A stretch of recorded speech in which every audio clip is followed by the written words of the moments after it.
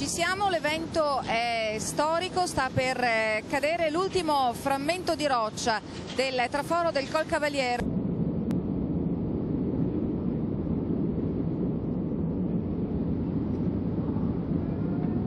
L'ultimo frammento finalmente, rispetto a tante speranze, tante promesse, vedete si stanno concretizzando.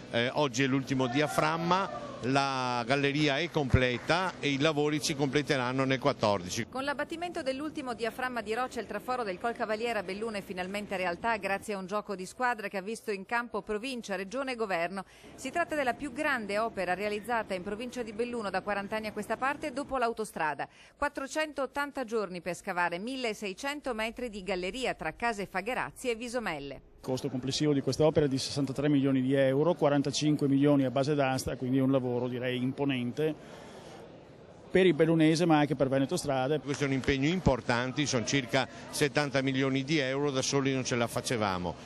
Abbiamo rispettato comunque le promesse che avevamo fatto ai nostri concittadini. Tra le autorità il prefetto e il sindaco di Belluno, non c'era il governatore Zaia trattenuto a Venezia all'ultimo minuto. Tra le maestranze enorme soddisfazione. Hanno lavorato una cinquantina di persone distribuite su 3 turni, quindi abbiamo lavorato 24 ore su 24 dal lunedì al venerdì e compreso il sabato mattina. Il grosso del lavoro ora è fatto, da qui in avanti si guarda alle rifiniture, rivestimenti in calcestruzzo e opere per la sicurezza. Si lavorerà per la realizzazione di un cunicolo di uscita di sicurezza da realizzare sotto la pavimentazione stradale.